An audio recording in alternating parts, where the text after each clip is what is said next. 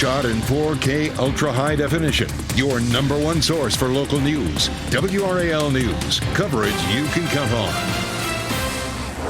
With all the rain yesterday, there's some moisture left over, and in places we may see some patchy fog. I'll talk about where you could see it. Possible cuts. Today, Wake County Schools will finalize its budget proposal. How teachers say the slashes it includes will negatively affect your child's education. And taking a toll tonight, options to put a fee on Capitol Boulevard are on the table. The different possibilities being considered and what it could mean for your commute. Busy times here, even at 4:30 on your Tuesday as we get things started. We're glad you're with us. I'm Jeff Hogan. And I'm Renee Chu. But today we get to dry out and enjoy some, quiet weather without any storms. Meteorologist Elizabeth Gardner in the WRAL Severe Weather Center. 3 days in a row.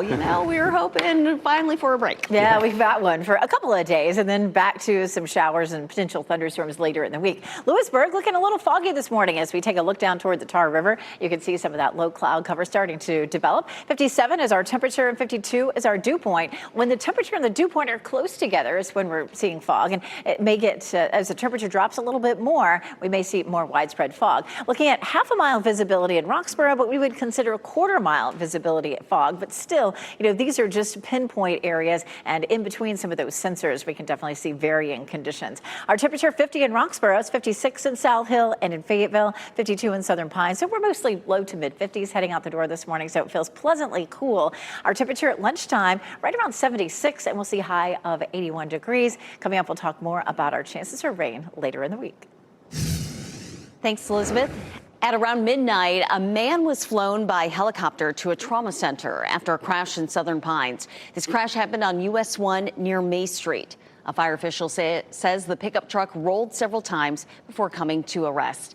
The driver was the only person involved. We're working to learn more about his condition this morning.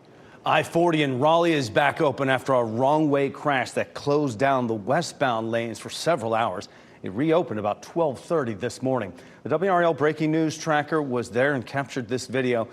The crash happened near South Saunders Street around 8:30 last night. Police say a wrong-way driver hit another car head-on. Officers say 3 people were taken to the hospital, and we are working to find out their conditions. Covering Wake County, tonight the school board plans to vote on its budget proposal for the coming year. The proposal is likely to include millions of dollars in cuts. WRAL's Kelsey Coffey joins us this morning from Enloe High School. Kelsey, teachers plan to hold a walk-in this morning to show their displeasure with those cuts. Yes, Renee, this morning we're expecting to see teachers here at Enloe High School walking through these doors to make demands. They're asking school leaders to keep every job position next school year. A lot of jobs are in limbo. School leaders are considering cutting positions like counselors and social workers in next year's budget. They will vote on a budget proposal to send to county commissioners tonight. The county manager recommends upping the district's budget by $35 million. But that's less than the $40 million school board members are requesting. School leaders say they actually need $60 million more to keep up with current operations, but that kind of funding is just not available right now. So teachers will meet here at Enloe High School and several other schools across the district this morning at 6:30, and then school leaders will vote on that budget proposal tonight at 5:30. Kelsey Coffey, WRAL News, live in Raleigh. No one was hurt when a tractor trailer went off I-40 East in Johnston County this morning. The crash happened just after 2 this morning between the NC 210 and Stevenson Road exits. The WRAL Breaking News Tracker was there while authorities investigated. No lanes were closed, though, because of the crash. Major development in the disputed election results for a seat on the North Carolina Supreme Court. We've been covering this for months. A federal judge says the State Board of Elections must certify Democratic incumbent Allison Riggs as the winner in that race over Republican challenger Jefferson Griffin. Despite this ruling, though, the legal battle likely isn't over.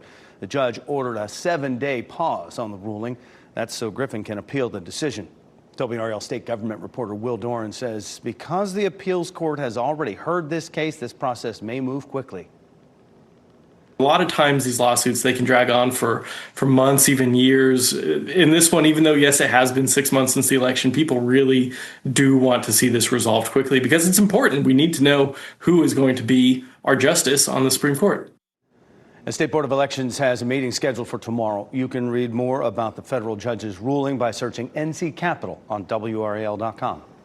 A convicted drug trafficker from Lee County who escaped from a prison at the coast is now back in custody. Hyde County Sheriff's deputies found Francisco Cardenas last night. He was walking on US 264 in Swan Quarter near the minimum security prison from where he escaped last Thursday. Cardenas is serving a 5 to 8 year sentence for drug trafficking. He will be transferred to a higher security prison.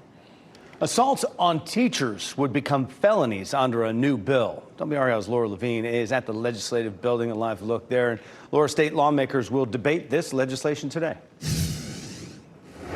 Jeff, good morning. We could see this debate play out here in a House committee later today. So currently, less assaults on school employees are considered misdemeanors, which could result to about 60 days in jail. However, this bill hopes to change that to a felony, which could result into several months in jail. So according to state data, the rate of students cited for assaulting a school employee has risen, while rates for other crimes have mostly gone down.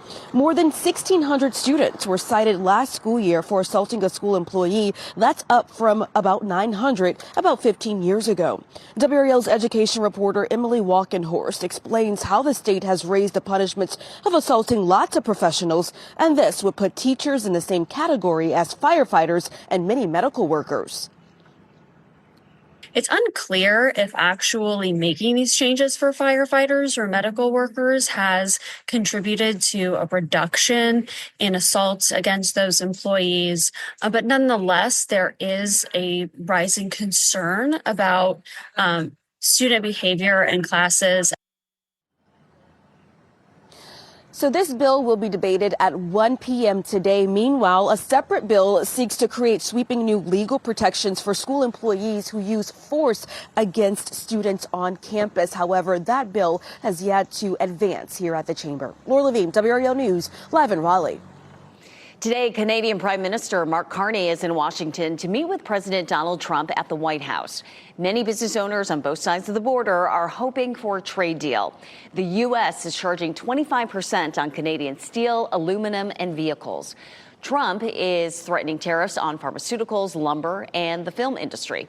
Canada is charging retaliatory tariffs on some U.S. exports. Their meeting comes as Trump is reiterating his desire to make Canada the 51st state. Tonight, Raleigh City Council will consider options for how a toll on Capitol Boulevard would work. One of the options is to make the road an expressway from I-540 to the Franklin County line. Another is to create a dedicated express lane that would be tolled, giving drivers the option to use general purpose lanes for free. The goal is to eliminate traffic backups on that road. City Council will vote on its preferred option tonight and share that choice with the State Turnpike Authority. That agency is expected to make a decision on the plan later this month. An Israeli strike on a port in Yemen comes in retaliation to a Houthi missile strike near Tel Aviv airport. Video from Houthi-run television shows the aftermath of a bombing of a cement factory in Yemen. The health ministry says at least one person died. More than 30 others were hurt. Israeli Prime Minister Benjamin Netanyahu monitored the strike from a command bunker. It's a quest, and the countdown is on. Second round of the Stanley Cup playoffs starts tonight for the Carolina Hurricanes. Yeah, we're counting it down, 14 hours here. Puck drop for Game 1 of their series with Washington Capitals, 7 o'clock tonight. It's in D.C. The Canes got one last practice in yesterday in Raleigh before hitting the road for tonight's game, and they'll just be itching to get back into action. It's been a week since they finished off the New Jersey Devils in double overtime in Game 5 of the first round. Only WRAL has expert analysis and exclusive insights on the Canes' playoff run, and we'll be breaking down every pivotal moment of tonight's Game 1 in our Canes exclusive post-game live. That's at 11:25 tonight and after every game as the Canes push for the Cup. New curfew, the restrictions young people in Fayetteville are now facing after an uptick in gun violence. And we're in a break between storms today, so we'll give you a live look right now. This is Lake Gaston. Meteorologist Elizabeth Gardner will tell us when the next storm arrives and if it'll affect your Mother's Day plans this weekend.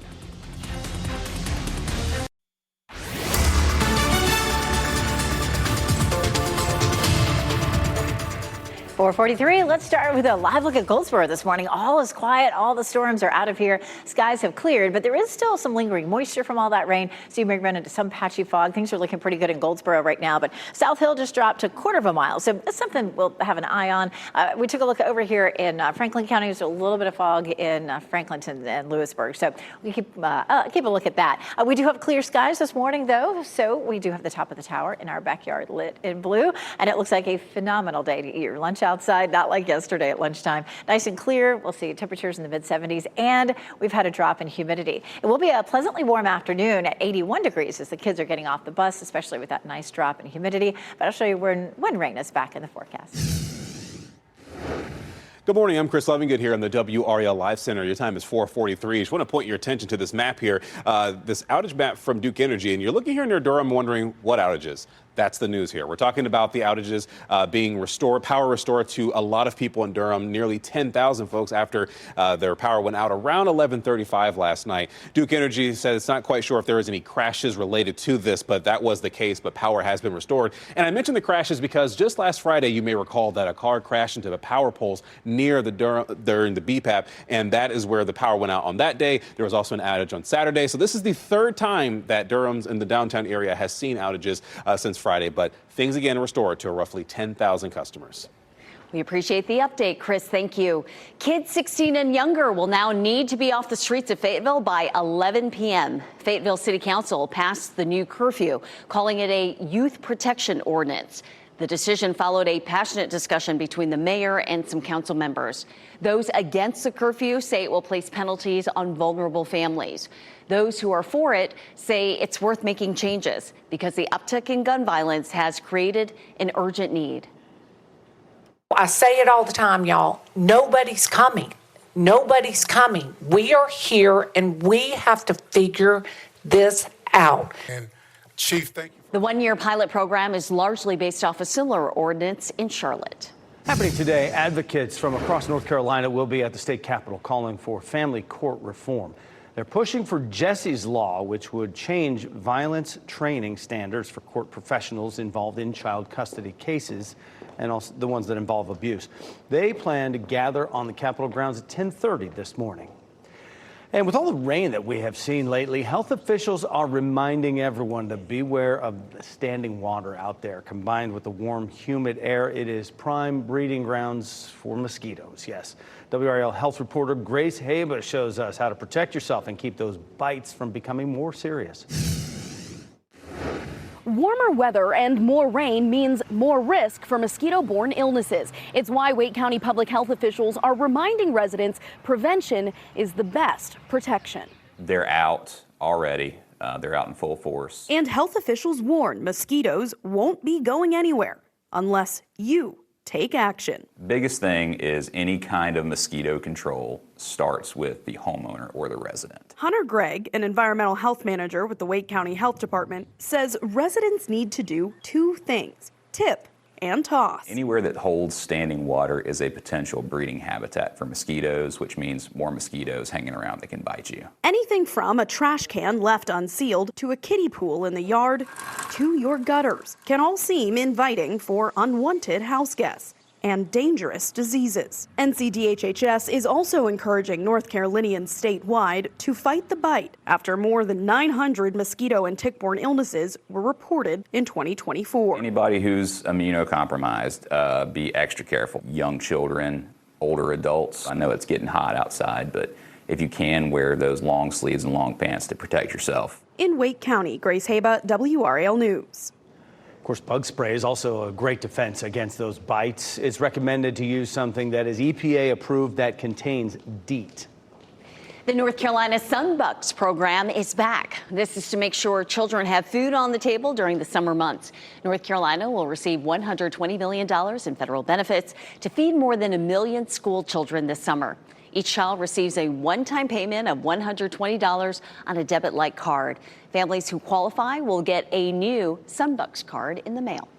The North Carolina ferry system is gearing up to restart its seasonal service. They shared this video showing the Ocracoke Express passenger headed to Hatteras to start its 7th season of service between Hatteras and Ocracoke Village. Service on that ferry being May 13th.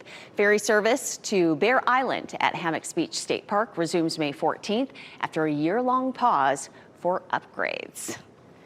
And speaking of the North Carolina coast, and we just had Carolina Beach up here, I know, but it was too dark. We'll show you when the sun comes up. Here's a live look at Fenton and Cary, and it feels really pleasant out there. Probably just need a light layer or jacket, but the dew point feels nice. It does. We have a nice little drop in humidity after yesterday's storms, and our skies are clear for the most part. Because we had so much moisture, from yesterday's rain, we do have some fog that could develop. Right now, it's nice and clear in Cary here at Fenton, and our temperatures are cool, 57 degrees. You might need a light jacket, as Renee was mentioning. At lunchtime, we're feeling great in the mid-70s. It's going to be a really nice lunch hour outside today. It's down to 48 in Roxborough, so that's definitely jacket weather in my book. 56 in Fayetteville and Rocky Mount, as well as Goldsboro, and 52 in Southern Pines. So pretty much we're looking at low to mid-50s. Checking some of the temperatures around the triangle. There in Cary, it's 54, as well as Apex and Garner, 54 in Durham, and 51 in Chapel Hill.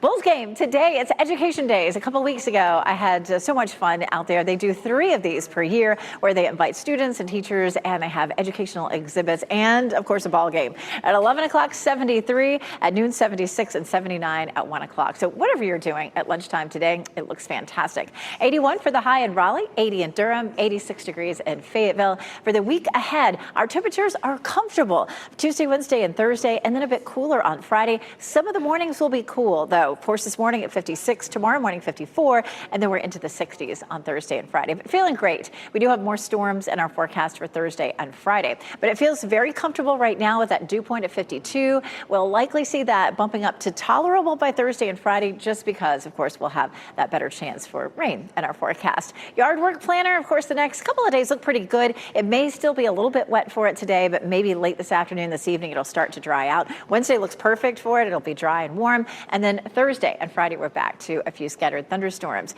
We are looking at all that moving out just in time for the weekend. The weekend looks beautiful. Mother's Day in particular, a high of 78 degrees with lots of sunshine. We'll be watching a front to our south, but right now it looks like it's going to be nice and dry. Coming up, we're going to talk about the timeline for that rain on Thursday and Friday, and we'll take a peek at Monday too. Thanks, Elizabeth. Property taxes may be going up in Wake County. We'll tell you what's included in the budget proposal that could result in a hike. Storm damage across the area. The mess severe weather left behind as it rolled its way across the state.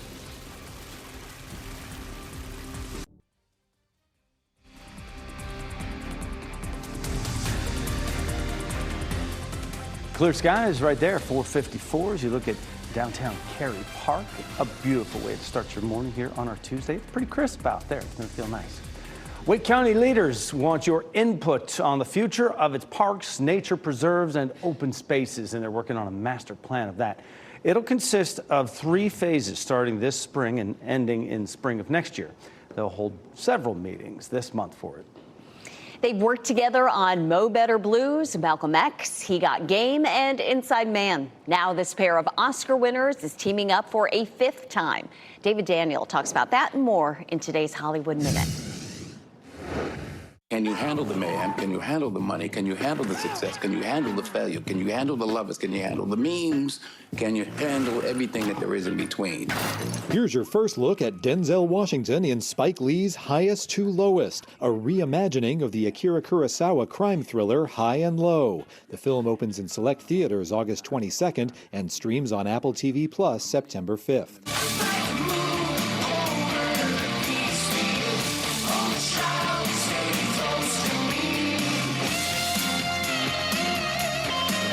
Swedish hard rock band Ghost has its first Billboard #1 album. Skeleta is the first hard rock album to top the Billboard 200 in more than 4 years. AC/DC's Power Up spent 1 week at the top in late 2020. We are the Thunderbolts! Can't call ourselves that. God, thank you. Well, that explains the asterisk. Marvel Studios has revealed a new title and a major spoiler for Thunderbolts. The marketing for the MCU film, which debuted atop the weekend box office, now reads The New Avengers. Nick Fury was unavailable for comment. In Hollywood, I'm David Daniel. Wilson's first nightclub is closing after less than a year in business. We're talking about the popular spot called The Station. It's located at a former mechanic shop on Barner Street South. The owners posted on Facebook they will close May 20th, but did not give a reason. Some WRAL viewers reached out, disappointed about the news. The station was known for dancing, dueling piano shows, karaoke, and live music. Rocky Mount Police Department is celebrating one of its interns. The police department says Cayman Odom went above and beyond during his internship, worked in several units, but primarily in forensics. Odom is preparing to graduate from Winston-Salem State University this week with a degree in justice studies. The police department says Odom is interested in pursuing a career in forensics. Today, Wake school leaders will vote on their budget for the coming year, the cuts likely to be included, and how teachers are pushing back. Hail and fallen trees. That's what storms brought to parts of our area yesterday. A large tree that fell through a local home with a woman inside.